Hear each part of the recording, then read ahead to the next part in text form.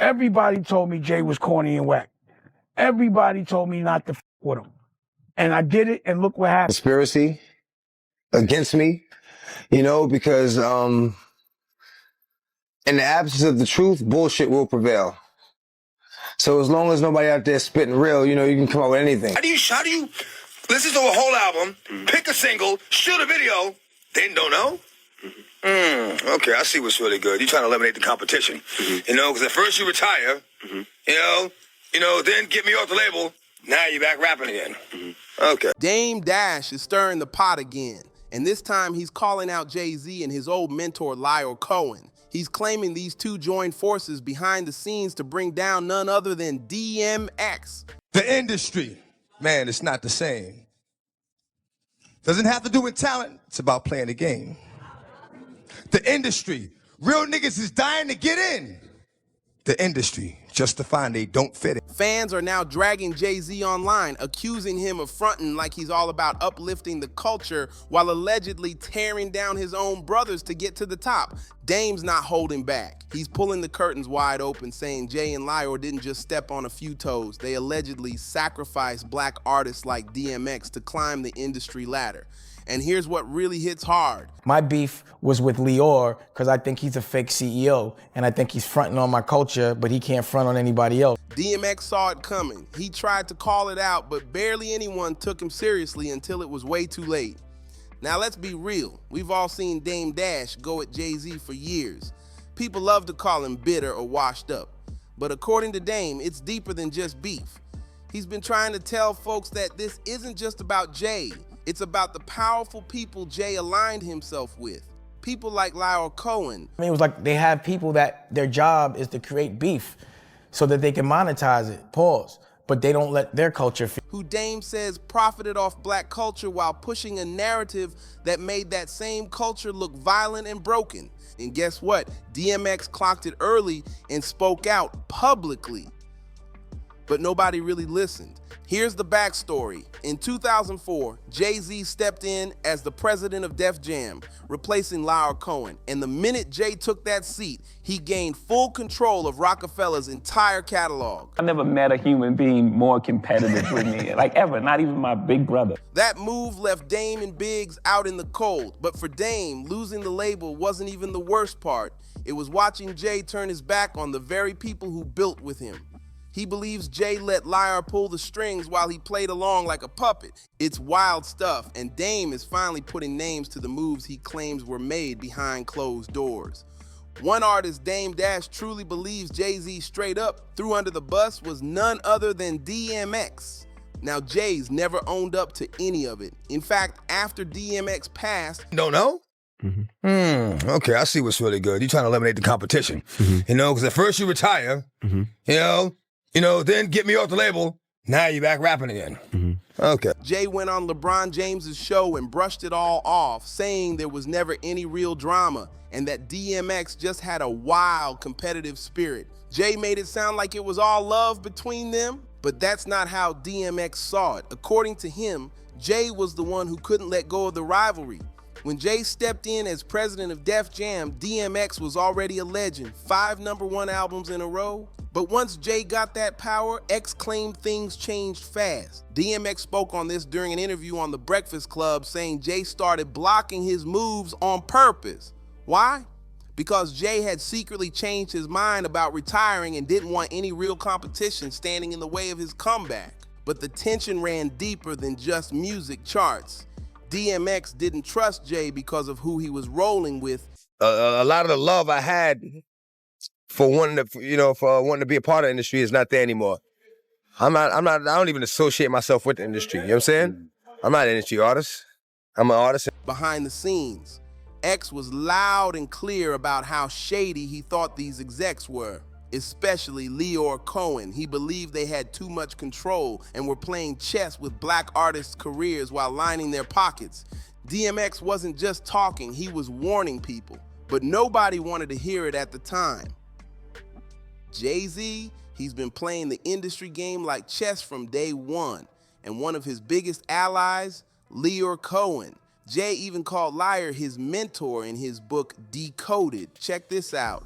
Jay quoted Lyor saying something he once heard from a rabbi. The incredible parents, 3 other brothers, and just a loving, happy family. My dad was the head of psychiatry for Kaiser Permanente, and my mother was just a housewife and raising children, and just remarkable period of my life.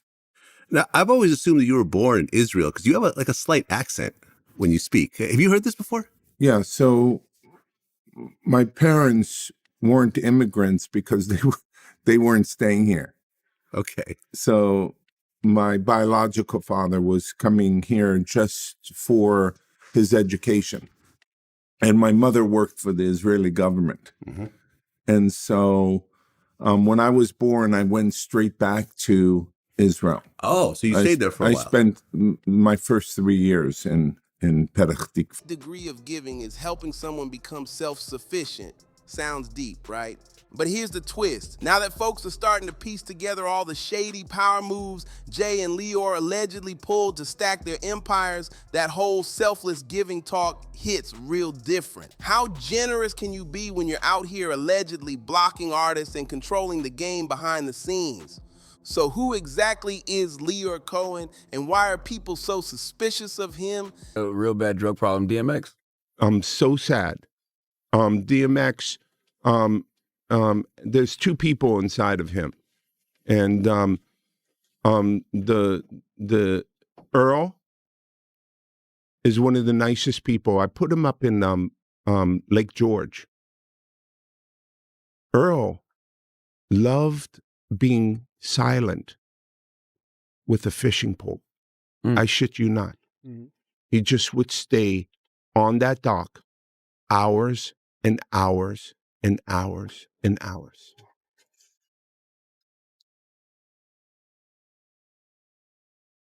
Yeah, very, very sad. You know, I think the opioid problem, the syrup problem, is the biggest problem that I've ever seen and I've ever faced, and been a part of. And I can't fuck with it. You know, the crack thing was devastating, but at least the rappers were bringing a spotlight to you becoming a fiend. Okay. And I thought that spotlight, head crack, helped, even though it was harsh and really really rough, particularly on women. But I think it helped change the course of the crack epidemic. I don't know what's this opioid thing, man. Well, being a So with crackhead that said, wasn't would cool you- back then. Being a What? crackhead wasn't cool. Now they seem like they're making it cool to be drinking lean and syrup and It's to the be on most the dangerous. pill. It's the Perks most and Molly's dangerous and- thing that's facing our society. Are you So why sign an artist that would promote that? Because I already answered that question. You weren't paying attention. She asked me talent or issues, and I said talent. But I have to. I can't give up on people. But I'm saying that's hypocritical, though. You're saying the It's opioid problem's a problem. opportunistic. Yeah. I got people to feed. I got a business to run. You're gonna make Dame Dash take this clip and call you a culture vulture. Who's name? The basics, you'll find that on Wikipedia. Born in New York City to Israeli immigrants, Lyor's been a top shot caller in the music business for over 30 years, especially in hip hop. He started out managing artists under Rush Productions, moved up the ranks at Def Jam, then ran Warner Music Group. After stepping down in 2012, he launched his own label, 300 Entertainment. And now, he's the global head of music at YouTube, but this is where things start to get murky. Some folks have been whispering a wild theory that Lyor might be connected to intelligence circles, using his position in the music industry to push certain messages and control narratives in hip hop. Who's named Dash? You brought him up. I don't even know him. So you bring his name up. I don't even know him. So Y'all made a lot of money together. Made a lot of Come money. on, Lyor. Don't do that to him. I don't know him. I really don't. So, Why do people think that? For starters, Lyor's been caught switching up stories about his background, especially when it comes to his family and where he came from.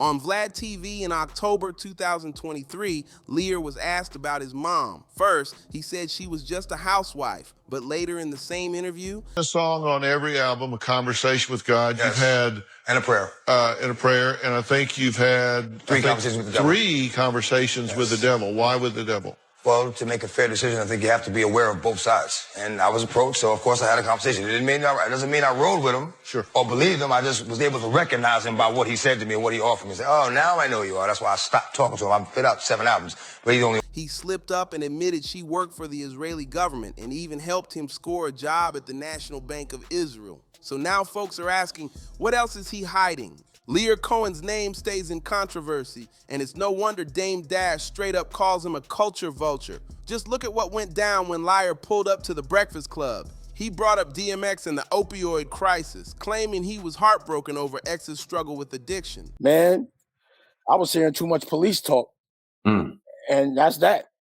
And I ain't feel like being bothered. So leave me the fuck alone and keep my name out your mouth. You no longer have beef with me. So leave me alone. But when Charlemagne pressed him, asking why he kept signing artists who glorify drug use, especially during an opioid epidemic, Lyor basically shrugged it off, saying, that's just how the business works. Seriously? Then it got even messier. When Charlemagne brought up Dame Dash calling him a culture vulture, Lyor got loud and defensive, acting like he had no idea who Dame even was.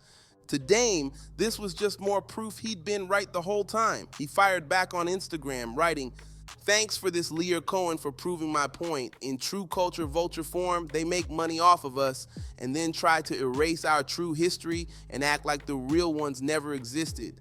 He pays his bills at the expense of us. But here's where it gets spooky. Dame says the minute he started dragging Lyor's name in public, things got real fast. He claims the cops suddenly got involved out of nowhere. That only added more fuel to those long-running whispers about Lyor possibly having ties to intelligence agencies or secret connections that go way deeper than the music game. It's not just industry politics, it's starting to sound like something way bigger might be going on. Lyor Cohen's always been surrounded by controversy. And after everything that's come out, it's easy to see why Dame Dash labels him a straight-up culture vulture.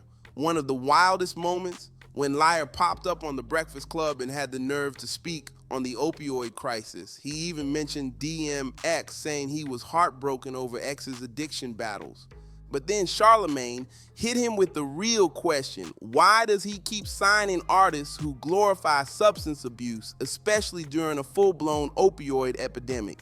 And Lyor's response: he basically shrugged and said, that's just how the business works. No shame, no accountability. And when Charlemagne brought up Dame calling him out as a culture vulture, Lyor got loud, defensive, and pulled the fake amnesia act, claiming he didn't even know who Dame Dash was. Come on now, that I don't know her routine might work for Mariah Carey, but Dame wasn't buying it. He clapped back hard on Instagram, writing, thanks for this, Lyor Cohen, for proving my point. In true culture vulture form, they make money off of us and then try to erase our true history and act like the real ones never existed. He pays his bills at the expense of us, but it gets spookier. Dame says the moment he started putting Lyor on blast publicly, the police suddenly got involved, out of nowhere. That move only added more smoke to the rumors that Lyor might have ties to intelligence agencies, like there's way more going on behind the scenes than just music deals. And it didn't stop there. Lyor's behavior at DMX's funeral had people shook. DMX's memorial went down in Brooklyn on April 25th, 2021. And guess what? Lyor didn't even show up in person. Instead, he sent in a video message where he basically mocked DMX's death. He said no one was surprised that X allegedly overdosed and even referred to him as a gremlin who crashed into a wall. Let that sink in. This was a recorded message played at the man's funeral. And this is the same guy Jay-Z proudly calls his mentor. No wonder DMX wanted nothing to do with any of them. X wasn't afraid to speak out about all the shady stuff going down in the music industry. He even said he got blackballed for refusing to play along and rejecting dinner invites from top execs. On his track, The Industry, DMX went off, exposing how the business really chews up young talent and spits them out once they're no longer useful. And don't forget, DMX once said the devil came to him more than once. He said he knew it was the devil every time because what was offered sounded real sweet, but always came with twisted conditions. Let's bring it back to Dame Dash. People love to clown him for always bringing up Jay-Z, saying he's stuck in the past or just can't let it go. And sure, that criticism might stick a little, but according to Dame and a lot of folks in the industry, the real issue is that most artists are too scared to speak out against Jay-Z. Like, the second someone says anything negative about Jay, they get labeled bitter, washed up, or jealous. That's exactly what happened to DMX. When X went on The Breakfast Club and called out Jay for allegedly sabotaging his album, folks didn't want to hear it. Instead, they dragged DMX, saying Jay was just a smarter businessman and that X was being salty. But now that DMX is no longer here, all of a sudden, people are acting like they always knew he was telling the truth. Funny how that works, right? And that's why more fans are riding with Dame Dash now. They say, yeah, he might come off petty sometimes, but at least he's not afraid to speak his truth. One fan said, that's always the pattern with Dame. Anytime he answers a question about Jay, people act like he's the problem for responding. Another added, Twitter be doing Dame dirty. They try to flip the script and make him the villain. And someone else said what a lot of folks are thinking. I miss DMX. He always kept it 100. Everything he warned us about is spilling out now like a wave nobody can stop. He'd be cooking these industry weirdos if he was still here. Rest in power, X. Now I want to hear your thoughts. Is Dame going too hard on Jay-Z, or is it refreshing to finally see someone in the game who's not afraid to call things out? Let me know in the comments. Make sure to like, subscribe, and share this with someone who needs to hear it. Drop your opinion down below, and I'll see you in the next one.